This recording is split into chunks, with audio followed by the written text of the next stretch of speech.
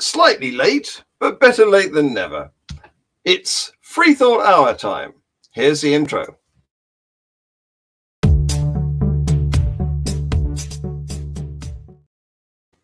So we have our usual co-host, Tercia du Plessis from South Africa, and she's also caught our guest, who's similarly in South Africa. So welcome, Tercia. Thank you very much for your sterling fishing for a guest, and well hooked.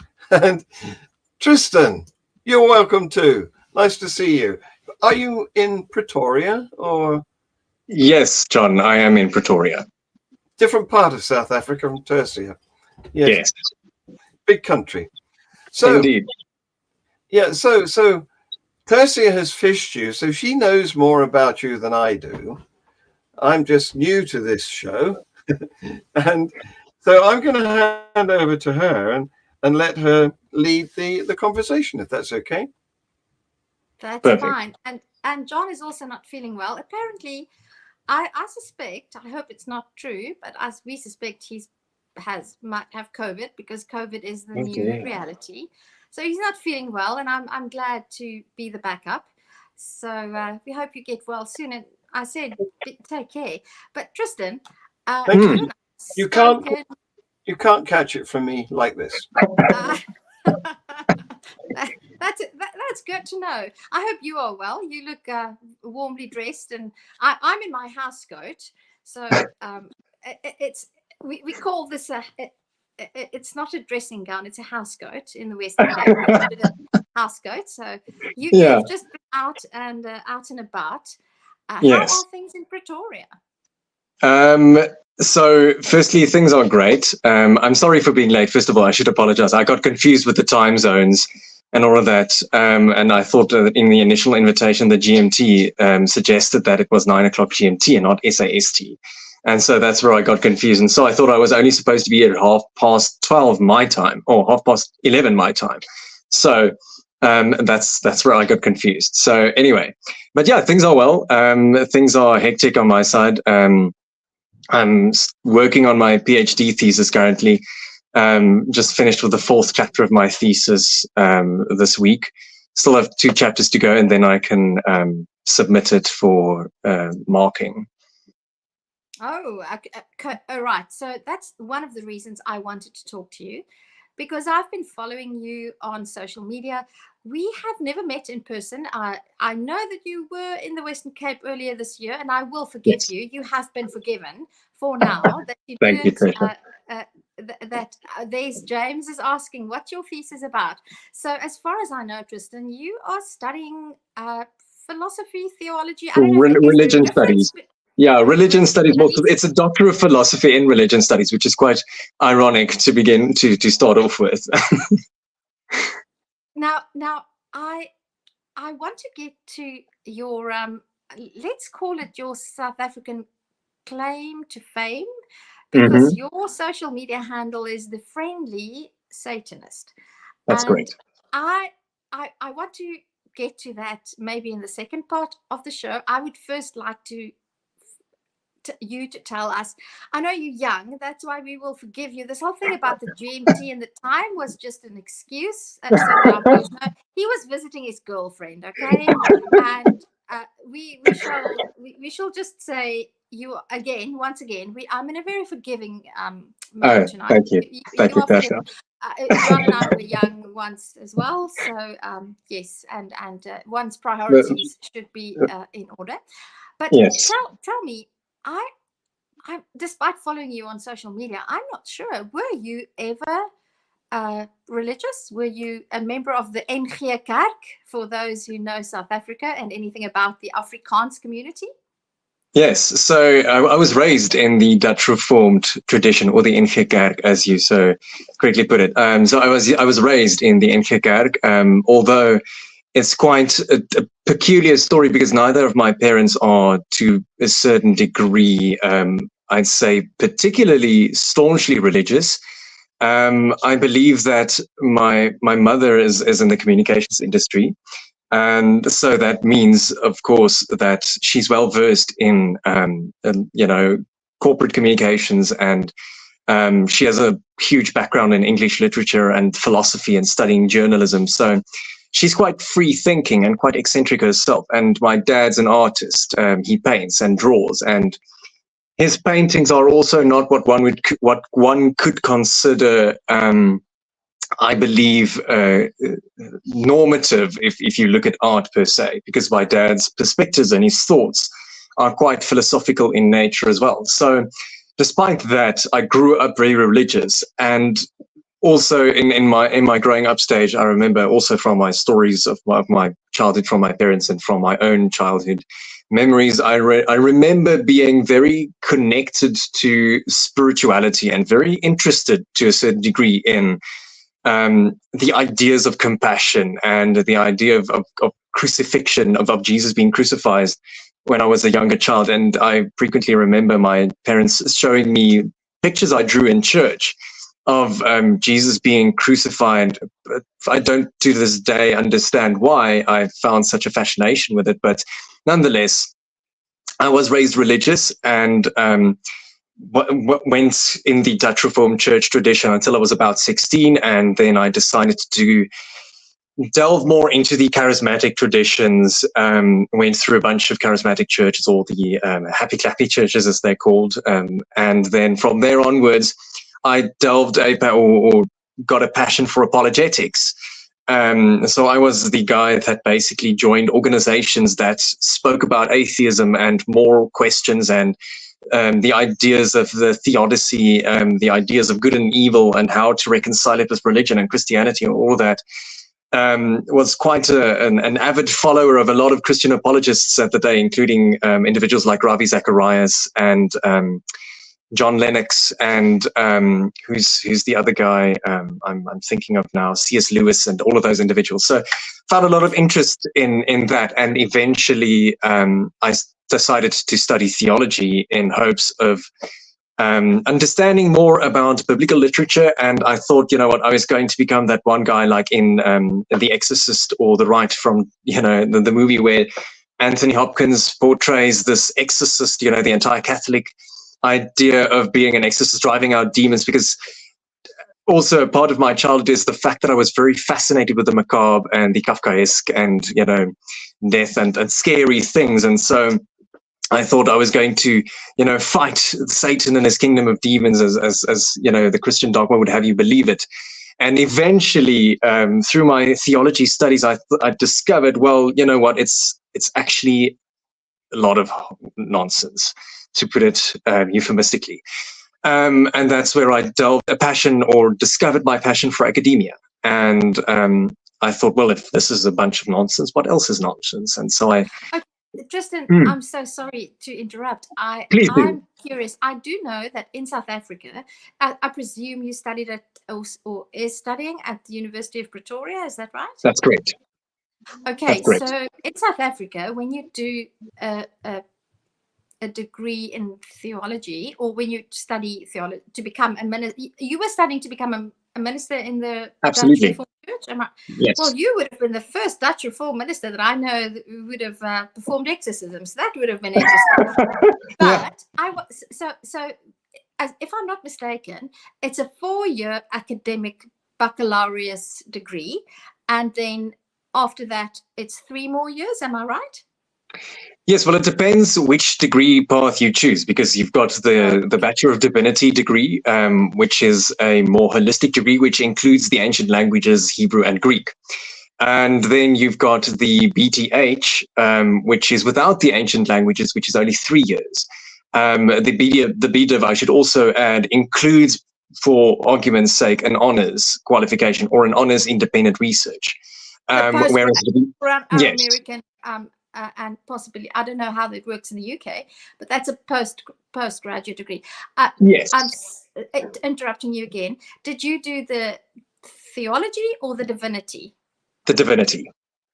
Which means that you don't have the Greek and Hebrew, the languages. No, I did have the Greek. Oh, fantastic. Yes. Brilliant. Yes. I love that, because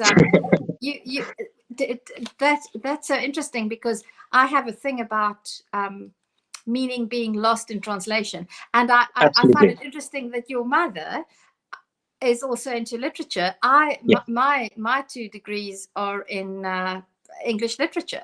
So lovely. yes, I would definitely love to chat to your mom as well. Yes, and yes. just remind me to get back to your dad and his art, because I'd love to know whether it's if you say it's spiritual and it's sort of not it's not pretty pictures of little houses and streets and things like that. It's interesting to me how this possibly connects with your fascination with what we can call macabre, and even this fascination with Jesus suffering on the cross. I find that particularly interesting, because that's possibly a very would you say that that's also a Catholic thing? And because the Catholics are quite fascinated with that as well.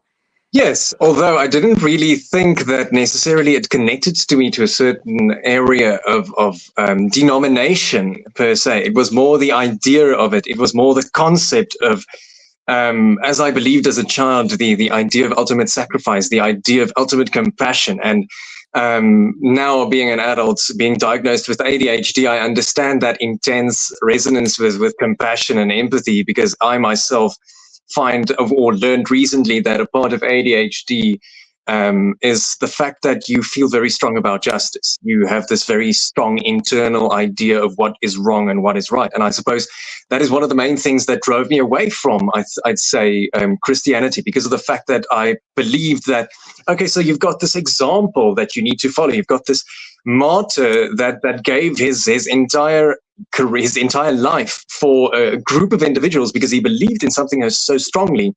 And now you've got these individuals basically worshipping him, stuck at the worshipping phase and not following what he's actually saying. So they're completely missing the point. And I thought that, well, why do they expect me to be like Jesus and, instantly basically ostracize me when I start throwing over tables and criticizing the religious elite because they're not following the same teachings. That's something that I found quite fascinating later on in my life, I suppose. Although I don't believe that I'm necessarily objective enough to make such claims about myself.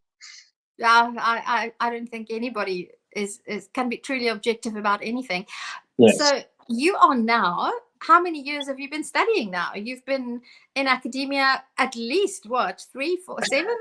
I think this is my 9th year. Consecutive study, 9th year of consecutive study. Wow, good luck with the last stretch. You're in the final stretch. So now that is my segue. What is your thesis about? So that's very fascinating. So my thesis is titled, I think it's Sex Magic, basically studying rock and roll. No, yeah, well, that too, but essentially sex magic, understanding sexuality and spirituality within African, Western, and Eastern esotericism. So basically sex magic as post-theism, studying sexuality and spirituality within Eastern, Western, and African esotericism. Okay, when you say, is this sex, magic, or is this sex magic? Can you... So the devil is in the details. Yes. So if I'm talking about sex magic, I'm definitely referring to the Crowleyan idea of the magic spelled with a CK, in the idea of that magic is connected with the idea of thelema, which is the Greek word for will, in the sense that everything that you do out of the freedom of your choice is considered sacred. The idea of that if you garden, if you walk the dog, anything, and then that's where Crowley basically describes it in his book Thelema, basically stating that magic in and of itself is not the idea of the illusory idea of stage magic, or basically being a charlatan or a someone that takes advantage of people's inattentiveness. It's the idea of placing the sacred back in your life, and that connects back to I think there's a book written by Messiah Eliade, The Sacred and the Profane, where Messiah Eliade basically states or speaks about the sacred and the profane, about everything that is considered profane in the sense of spirituality, things that aren't necessarily in a sacred sphere or interpreted necessarily within a how do I put it, in a sense of spirituality or sacredness. It's the idea of approaching things with a modicum of sacrality and basically attaching intention to one's willed actions. And as I said, sacredness, so speciality, so differentiating things that you want to do, such as art, gardening, walking the dogs, things that you do for fun, as opposed to habitual actions, which are things that you ought to do, but not necessarily want to do, if that entirely makes sense. Wow. Well, I tried to keep this question to the end. Oh, John knows what I'm going to ask. John is. Before you go there, I'm trying to stop coughing, but you made me laugh, you two, when you talked about sex magic. Magical sex. Yeah. Anyway, earlier, Tristan, you said you came to the realization that some of the things you'd been taught were untrue, and that wasn't the. What was the expression you used? You didn't say it was BS. You didn't say it was nonsense. Yeah. Okay. Let's call it nonsense then. So what puzzles me now is, now that you've realized it's nonsense, why do you want to study it anymore? That's a question that I very frequently get, and I think that's a very valid question, although I think that it puts me in the best position to study these things because of the fact that I'm removed from the dogma and I'm removed from the associated presuppositions. So I'm not as emotionally investigated in proving things I already believe, but rather allowing ancient textual corpus to speak for themselves.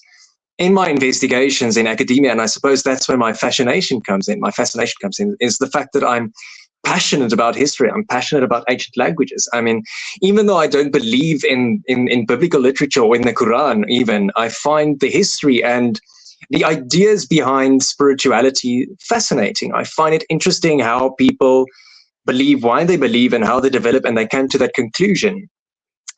Specifically referring to a work that was written by Wessel Stoker, a professor, I think, from the Netherlands, I think, who wrote a book called Is Faith Rational? A Phenomenological Epistemological Consideration for Faith, in which he basically explains religion, or the sense of belief, as going through three processes: the idea of a preconfiguration, a configuration, and a refiguration. Our preconfigurations are basically enshrined in our socio-cultural environments. We believe what we believe because we are lucky enough to be born in a certain demographic. I read a quote once that said, God is a contrived system of control, which varies depending on your geographical location.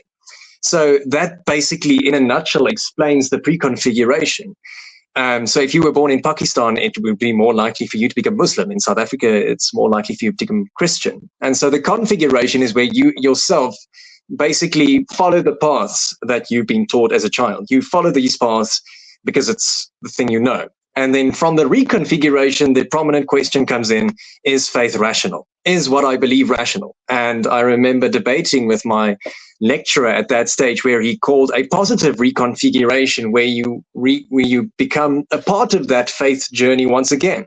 And I remember asking him, so does that mean that if you do not return to that religion and you do decide that what you believe is irrational, is that then considered a negative a reconfiguration? And he, to a certain degree, said you could view it that way. And I didn't really think that that was necessarily a way to put it, because it's not a negative thing. But back to the question, I digress. The fact of the matter is, I find it fascinating. I find ancient history fascinating, and I find comparative religion especially fascinating. And the idea of understanding rites and rituals and cultures. It's something that is undeniable of our cultures. It's something that is undeniable to ancient history. And as soon as you delve into ancient history, you delve into myth making. You understand how myth-making was a part of a pre-scientific civilization, and that's why I mentioned post-theism earlier, because post-theism is, I'd like to say, a novel atheism, in the sense of where you've got the atheism of the Aufklärung of the 18th century, and now I think that post-theism is a more 21st century sort of atheism, where we acknowledge that religion and religiosity is something that pertains to an antiquitous society that is not necessarily relevant to the 21st century, but we still recognize that it was a stepping stone in meaning making. It was a stepping stone in storytelling. It was a stepping stone in understanding where we come from as humans, even though it has now, in today's 21st century, been replaced by science and, I'd dare say, philosophy. John, we can't hear you. I think you've muted yourself. Yes. Yeah, I did, because of my coughing. Thank you. Yes, it was an early attempt at explaining mysteries, wasn't it? Yes. When we had no evidence to go on, so we made guesses, and the popular ones took hold. Yes. You would have loved that had you been at the event we staged last weekend. For viewers, in case you wonder why we didn't have a Freethought hour last weekend, it's because I was at Changing Minds in Changing Times, an event that we were staging in London. And wow. You, Tristan, would have been particularly pleased because the final speaker was Professor Chris French. Oh, I love Chris French. There you go. You see, I don't need to convince you. His book is just out. It's on, the title is The Science of Weird Shit. Oh, wow. That's amazing. Yeah, he's an emeritus professor now, but yes. But he's from the Goldsmiths, University of London, right? That's right. Yes, and his specialism was anomalistic psychology. Anomalous psychology. That's right. Absolutely. So fortunately, I videoed this event, and it's uploaded but hidden at the moment to the Atheism UK channel. And what I do is I release it to our members a week in advance of it becoming public. So they So if you want to join Atheism absolutely, you will then get an early view of all these presentations, which included not only Chris, but Lawrence Krauss, David Orenstein, Sanal Edamaruku, and Nuria Khan. Yeah. Okay. They will all be visible soon. Sorry, I broke into your flow. Not at all. Not at all. But I want to get back to John's question about why do you want to study this, and I find that I get the same type of question when people find out that I'm an atheist. Then I often refer to the Bible in posts on social media and in conversations, and I often get this question: why do you read the Bible when you don't believe in it anymore? And I think maybe it reflects. So I get this question from Christians, but who find it. I suspect they find it almost insulting that I, as a non-believer, still read the Bible, because yes, I do often make fun of what the text says. But absolutely, would you say that for somebody, John didn't grow up religious at all, and we all know that the Anglican religion that he was exposed to in his youth and schooling is a very watered down sort of and please, I stand to be corrected, but I've heard it said that, and I'm actually quite convinced of it myself, that Anglicanism is like, it's like cricket, it's quite boring. Yes. There's not a lot of action. Absolutely. Yeah. I was with you right up to the cricket bit. Good. Okay. Cricket is much more important than that. But I also get why people ask that, but I think it's the same type, or would you agree with me that it's the same type of question that high school children or kids who have to study history at school, who don't have the passion for it, they always ask, why do I have to study history? It's about dead people who lived in the past. Exactly. And exactly. I find the same type of thing, that it's studying theology today, as especially as a non-believer, when you don't adhere to the dogma, I think it is still important to study theology, although I think theology is a bit of a misnomer, because it's more like studying literature, psychology, math, not math, absolutely, history, because you're studying a human phenomenon. Yes. And that is fascinating. And I think there's a particular fascination studying it as a former religious person. It's a little bit like reading books about South African history written by people from other countries, you know, when you've lived it and you see what other people thought about it. And that's the same feeling I get when I speak to people like you who still study theology, and I know other scholars as well.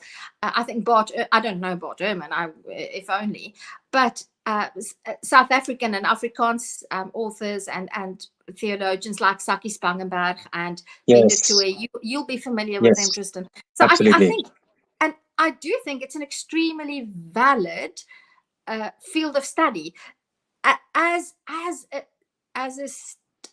studying a human phenomenon that spans, well, I dare to say, human existence, our existence as a species. I just want you to explain one word to our listeners and a little bit to myself. It's a word that esoteric. I have an idea what it is. So just what do you mean, and what exactly, how would you, it's a word that I feel I don't really have a grip on. You get Jewish esotericism, and you get, and what I associate with it is sort of like airy fairy woolly waffy woo woo. Okay, so what is esotericism? So you actually find, interestingly enough, a lot of scholars in esotericism would agree with that with that demarcation. I think it was one of the scholars in esotericism, I think it was Koku von Stuckrad or Julian Strub, who basically said the same thing in the fact that esotericism is just an intangible, airy fairy woo-woo thing. Even Antoine Fevre, who was the individual who basically explored esotericism, or basically put it on the map, the French scholar, he basically invariably could basically explained esotericism as a form of thought, a forme de pensée. So esotericism in and of itself is basically usually analogous to a term such as exotericism. Esotericism refers to inner knowledge or self-knowledge or hidden knowledge.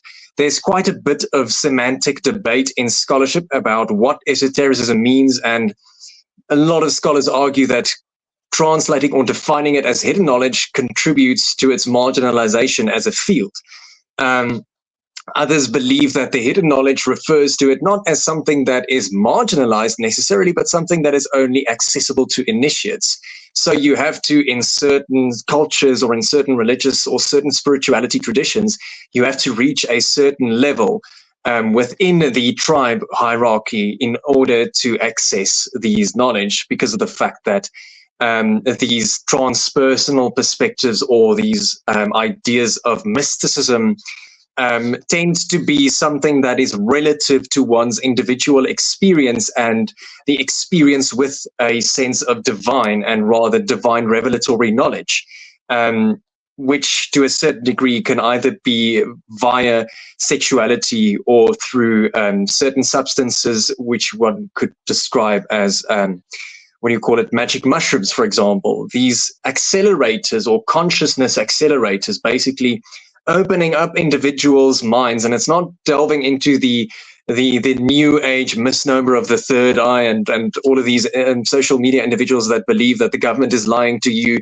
and all of that. It's much deeper than that. So it's about unlocking secret knowledge within yourself. In paganism, for example, it's called shadow work, where you basically delve into the dark parts of your individuality, of your psyche, to explore who you are as an individual and to understand these deeper parts about yourself.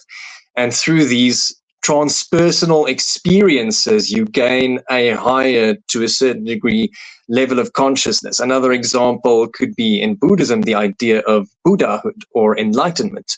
In Hinduism, it's called moksha. So the idea of these things basically speaking to you as an individual and unlocking that knowledge of yourself is the primary, I say, aspect of esotericism. Another term of which is quite used synonymously with esotericism is occultism. But that has a different meaning in the sense of deriving from the Latin word oculare, which refers to something that is obviously hidden or veiled, rather. And so the idea of the occult in terms of esotericism as a discourse is quite prominently, I'd say, explained in the brilliant book written by Professor Stephen Flowers, Lords of the Left-Hand Path, in which he describes a distinguishing factor between the perception of reality and the left-hand path versus the right-hand path. The left-hand path being, to a certain degree, in a religio-spiritual sense, the path less trodden by, and the right-hand path being obviously the more popular spirituality or religions such as such as Islam, Christianity, Judaism. And when it comes to the esoteric part of it, you delve into, especially in Judaism, you get texts like the Book of Enoch, you get texts like certain what they call extra biblical, not extra canonical, or texts that aren't necessarily mainstream. And so heretical streams of knowledge is, I'd say, the best explanation for what esotericism is.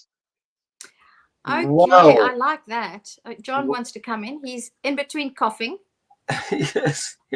So what bothers me here is the level of obscure complexity that academia delves into, which takes it away from communicating with the ordinary man and sticks it in an ivory tower.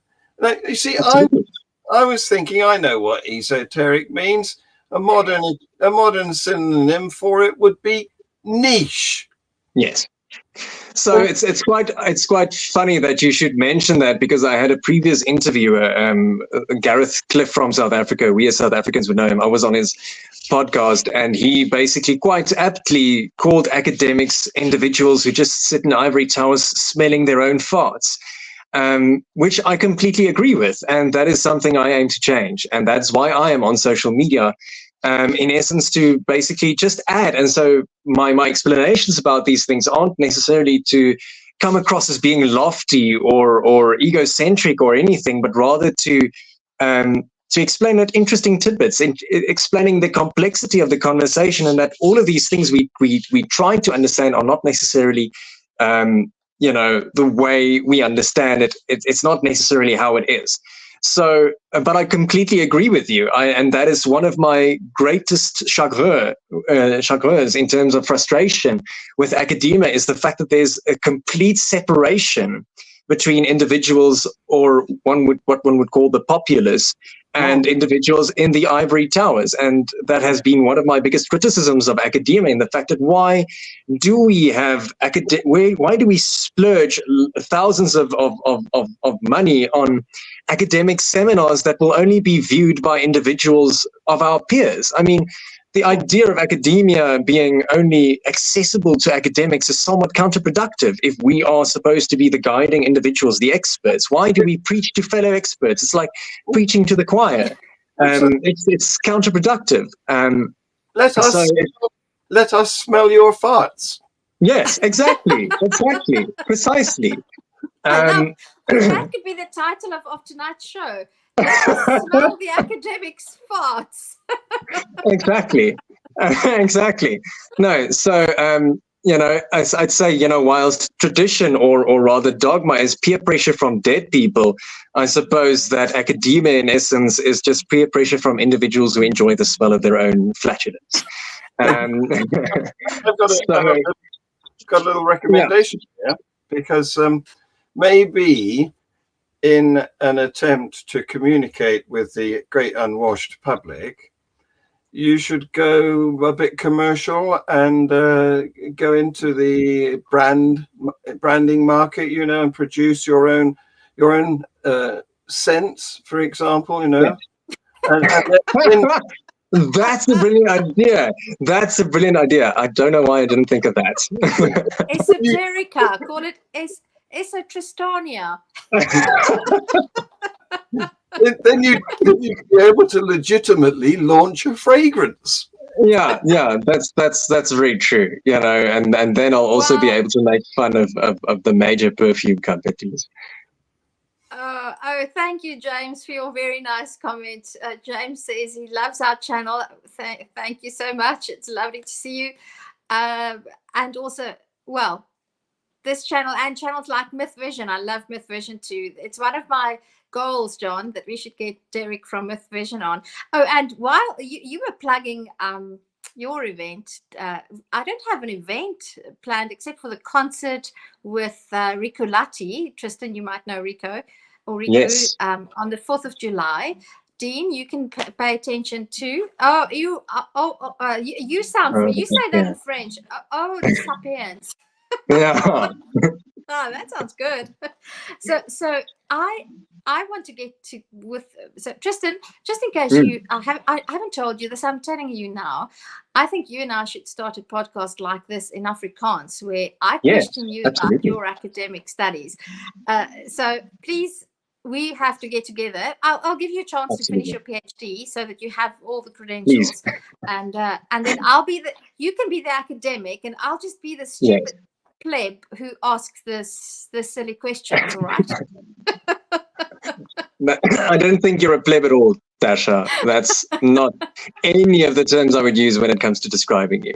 Well, you haven't met me yet, so be careful. But I want to. But thank you in any case for the nice thought expressed. I'm definitely not esoteric. I'm very straightforward, and that is why I want to spend the next 15 or so minutes to talk to you about something that fascinates me, besides tattoos. So you are decorating the tattoos. Quick question. How painful were those on your neck? And was it, you really are well endowed with tattoos. And does it ever, how painful were they? Was that particularly painful? Did you take painkillers? Not? Not at all. Not at all. Okay. All right. So now I'm a wuss. I'm scared of having tattoos, but not so much because of the pain. And this might seem like a really silly and mundane question, but are you ever worried do you ever tire of your tattoos? Because I can see the only reason I will probably never get any form of tattoo is because I'm scared that tomorrow I'll be bored with the picture and I'll want it gone and I want something else there. They're so permanent. Does it ever... is it a consideration at all? Sometimes I look at myself and I'm like, and that is on the strange occasion where I do notice my tattoos, but most of the time I don't think they bother me because of the fact that most of the time it's just like looking at a part of your skin as if it were always there. So you become so used to it, it becomes a part of your reality. So there's not necessarily something odd about it at all. And I don't think that I'm quite bothered by the idea of my tattoos necessarily. So, no. Well, I'm very glad for you because I'll just be so scared that I'll get bored with them. So you basically say, well, okay, it's not like wrinkles because I'm still not used to my wrinkles and aging. So it's definitely, tattoos are definitely better. But I want to ask you about Satanism because your oh, by the way, do we still have in the South African police force a section that deals with the occult? You mentioned the occult in your explanation. Do you know if we still have that? I know that it was quite alive and well. Not many years ago, there was a South African department in the police force who studied occult. The occult. Okay. Who was that police officer? Kobus Jonker. Kobus Jonker, that's right. I mean, he did seminars and training on how. So, and do we still have it? So I recently wrote an article, quite interestingly enough, that I presented at the University of the Western Cape. I think it was earlier in January, in collaboration with the French Institute of South Africa and the École Pratique d'Haute Étude, which is a French university in Paris,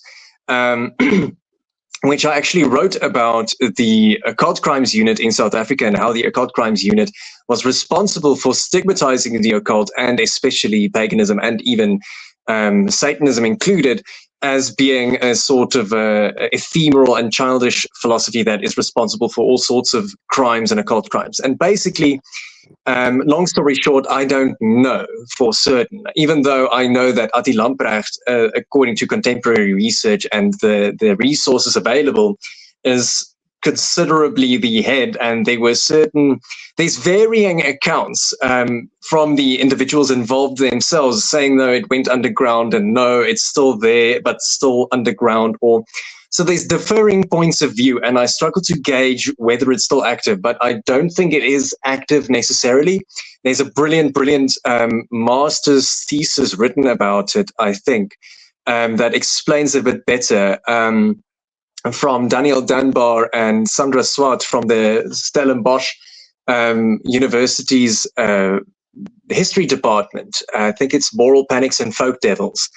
Where they basically say that after 1992, the entire occult crimes unit, or ORCU in short, ORCU as it is known, abbreviated, has basically, I'd say, died down ever since 1992. They focused initially on occult crimes, in which I think the odd 10 or 12 arrests were made, of individuals who were just pretentious, edgy individuals and criminals trying to use certain labels and aesthetics to gauge more attention from their acts, essentially. But after basically rebranding themselves as the harmful religion unit in the police, there's a lot of speculation about whether they still exist or whether they don't exist, or whether they still exist. And I don't think that they have the manpower anymore, since a lot of individuals from professional industries back in the late 90s criticized the state for even considering such a wing in the police. I think it was Dr. Gavin Ivey, who was a psychologist back then, a very quite influential psychologist who specialized in the phenomenon of occultism and being an occult crime, for which he himself claimed that it was only a narrative that existed within religious spheres or in churches and in the cell groups of Karens, as opposed to in reality and in criminal investigation. Even in criminology, there wasn't according to the law of evidence, there is no legal, I'd say, demarcation or restriction or explanation or definition, rather, to be used as a departure point for explaining something as an occult crime to begin with.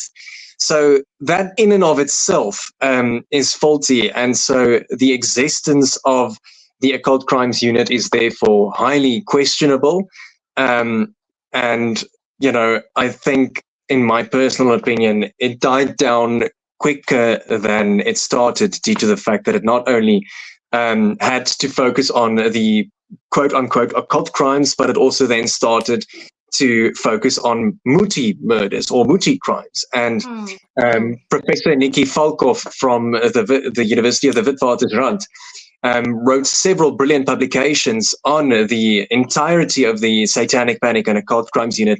And basically, she describes it as a post-apartheid fear of moral fragility from white people who are suddenly confronted with a diverse society and globalism as well as democracy. Well, that is an interesting point of view that we will not get into now.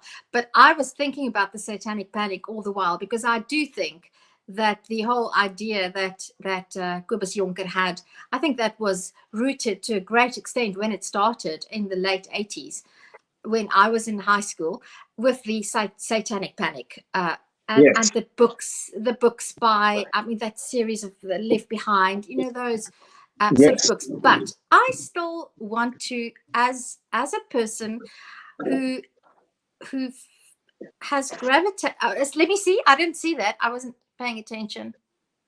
So this is one of the Satanic Panic literature, and I have some other, and I have the complete collection of Rebecca Brown's books as well in my library.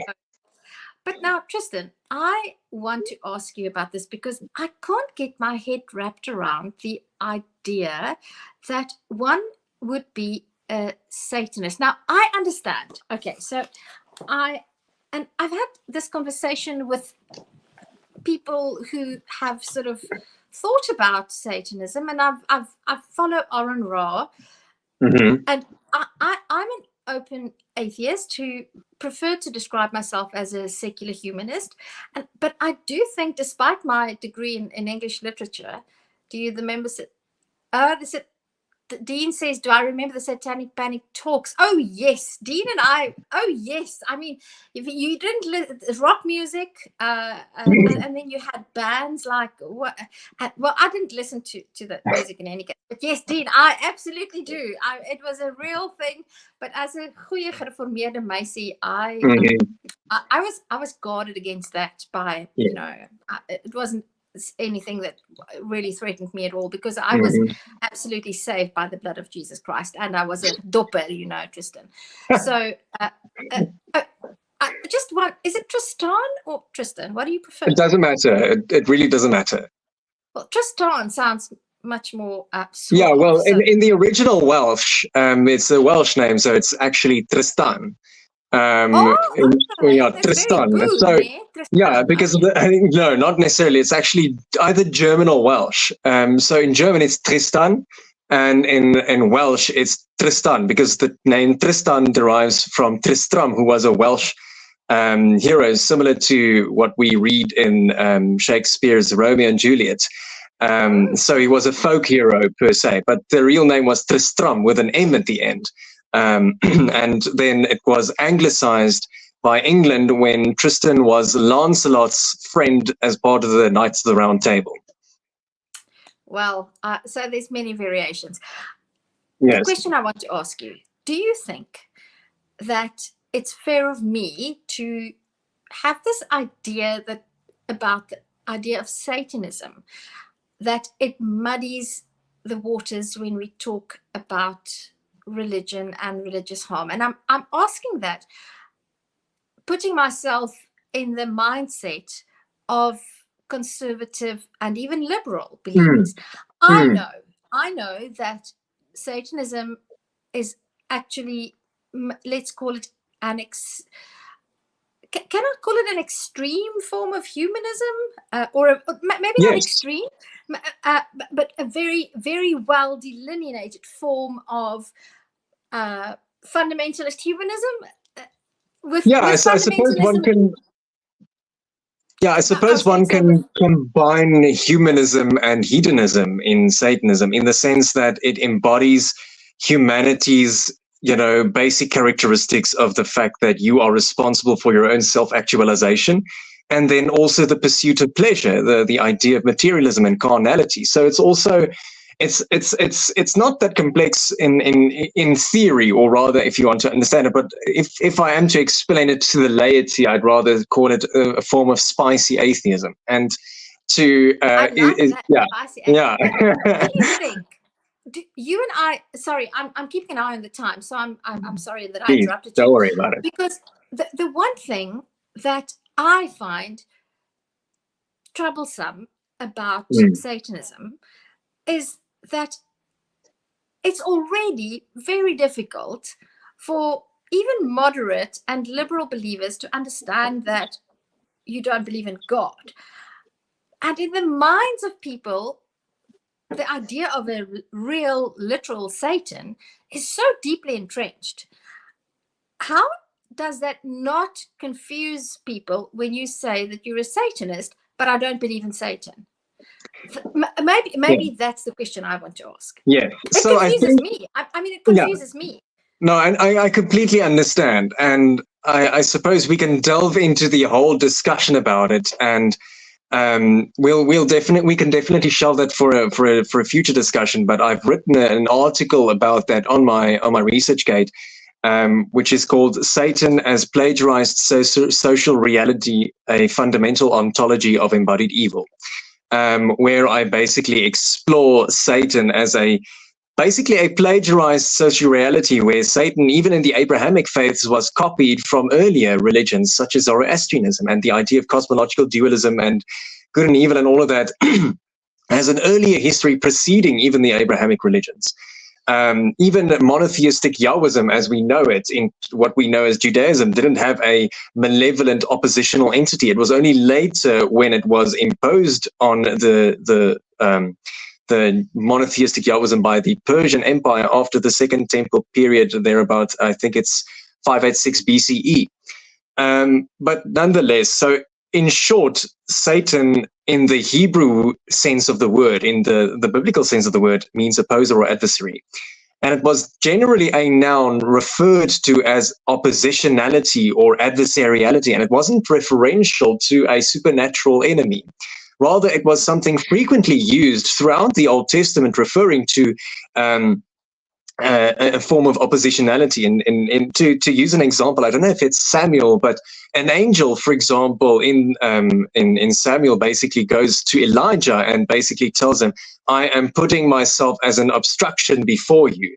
And so that term, the concept of Satan and Hasatan, is therefore then used as the angel opposing him to Elijah, if I'm getting the narrative correctly. And then another example would be kings. I don't two different kings in the Old Testament somewhere. I don't know exactly where it stands, but essentially where these two kings are enemies of each other, and the one king basically tells the other king, "You are the less Satan, or the Satan of me," which then translate to the opposer of me. And then in a more theistic sense, the idea of a malevolent entity known as Satan came in the early Canaanite religion, where the pantheon of gods were basically in this heavenly realm, where the judge, which is basically described in the early Hebrew literature as a Satan, as the opposer, as the accuser or adversary, was a judge in the divine court.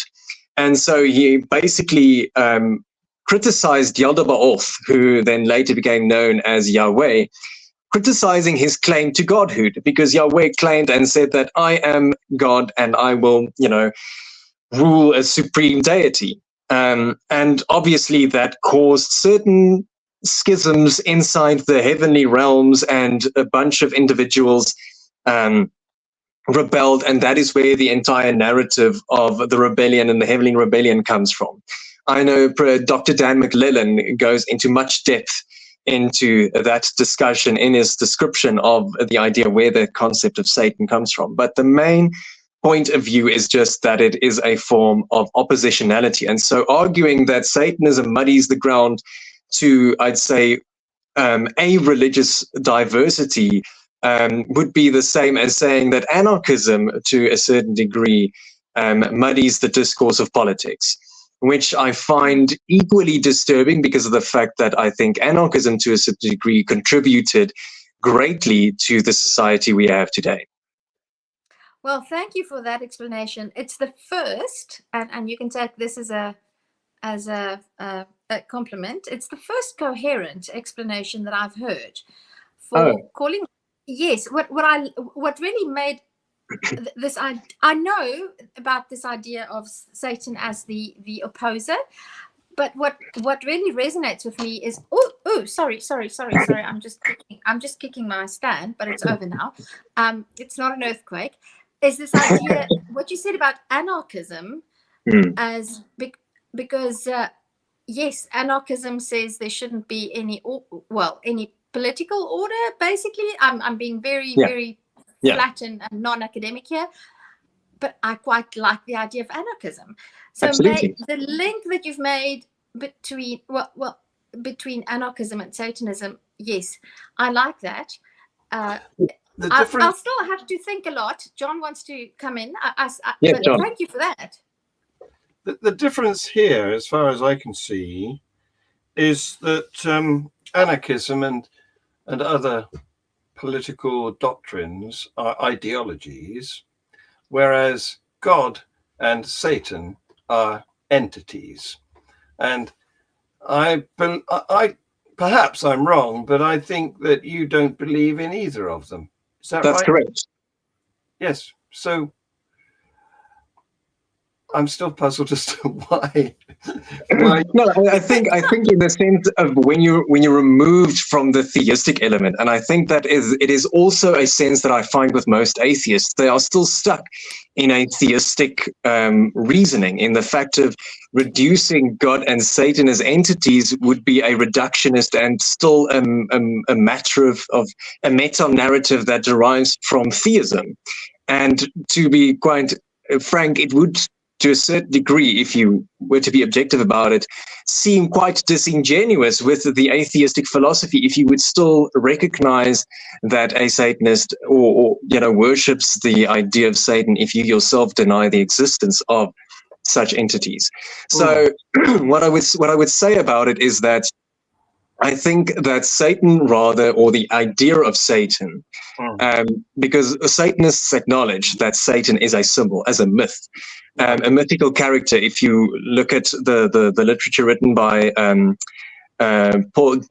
Milton's Paradise Lost, the idea of Satan as an archetype, an idea as a symbol of an oppressed individual that has suffered under an autocratic demiurge, celestial dictator, if you will, and has been blamed for all of society's iniquities and hasn't had the opportunity to speak up. Anton LaVey, in his book, The Satanic Bible, describes in a metaphorical, prosaic sense, Satan as this oppressed individual that has been the scapegoat for all of humanity's iniquities, and only now he is vociferating his own voice. And obviously, I'm being obviously prosaic about it, not intentionally acknowledging an entity or a physical manifestation called Satan, rather, but that Satan is representative of the oppressed, a religious individual. And I think that Satanism is basically atheism with dogma, but with a sense of anarchism and also activism towards it. Can I? Sorry, go ahead, John. Thank you.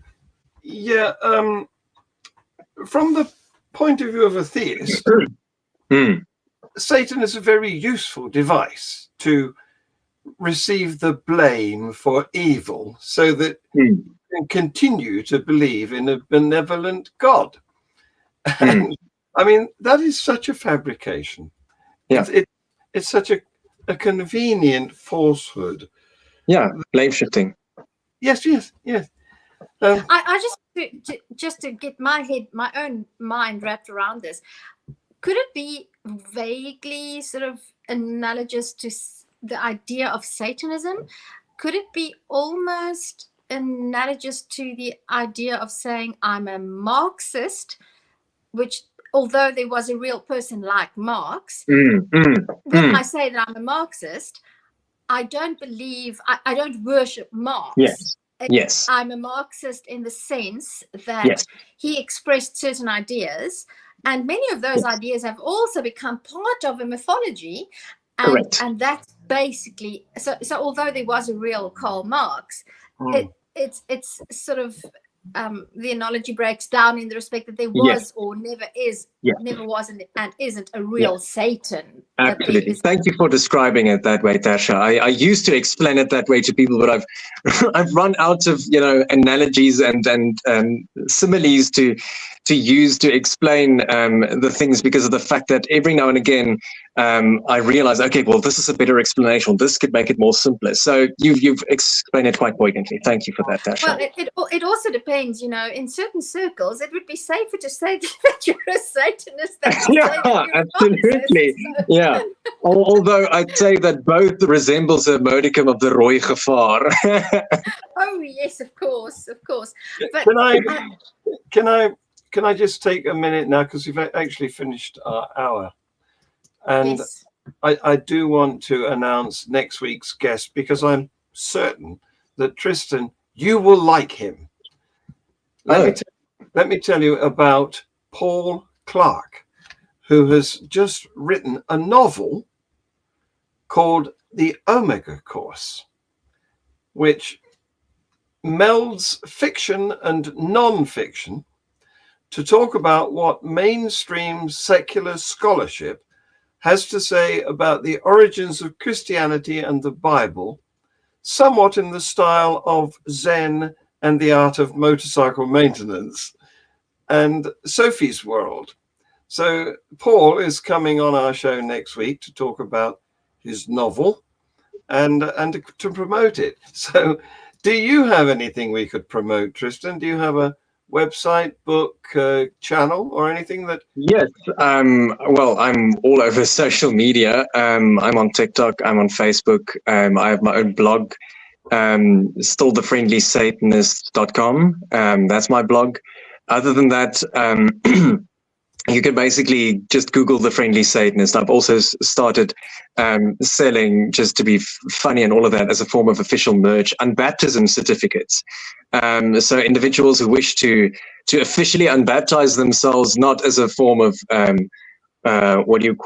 way to include any sort of macabre spirituality or ritualism aspects to it, but more as a way to clarify one's own autonomy and celebrate it rather.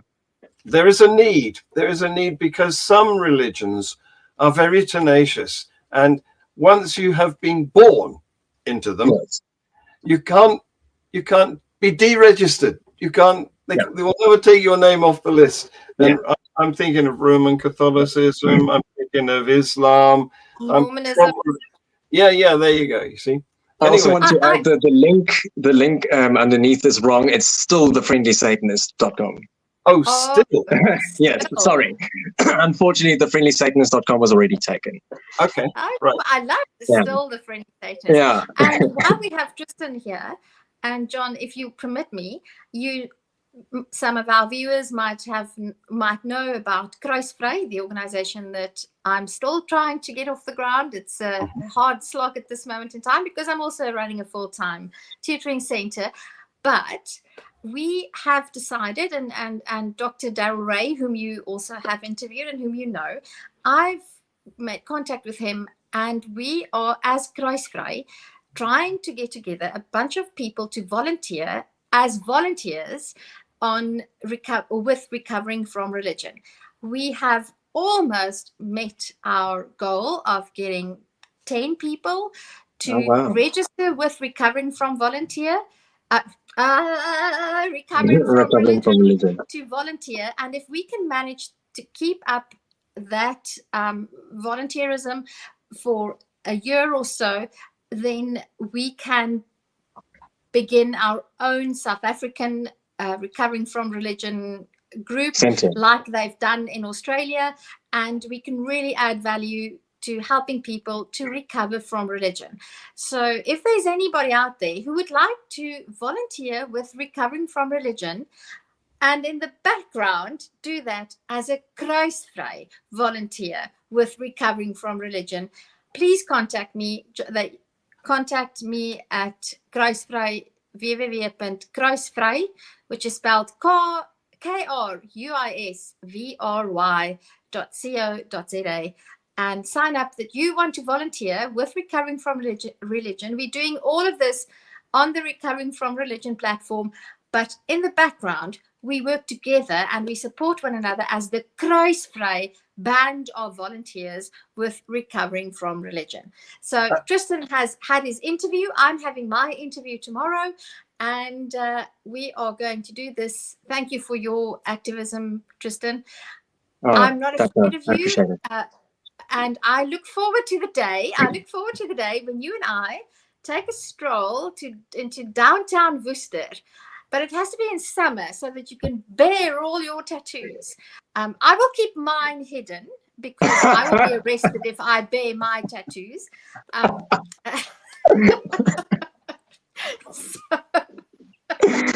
That's funny. Yes, it was. John, thank you for giving me this opportunity. And Tristan, it was lovely to have. We're definitely going to meet up again, and we're going to do something in Afrikaans. Absolutely. I think it's time, and I think you can't do it alone because you need a foil. You need a stupid person to elucidate. So we're going to do this. John, thank you, hope you guys. get better. Please get well. Thank you. Take care of yourself. Look after yourself. Thank you. And thank you for tonight. Yeah, thanks guys for having me on. This was really amazing. I enjoyed it. Thank you so much. So did we. Thank you for coming. Thank you.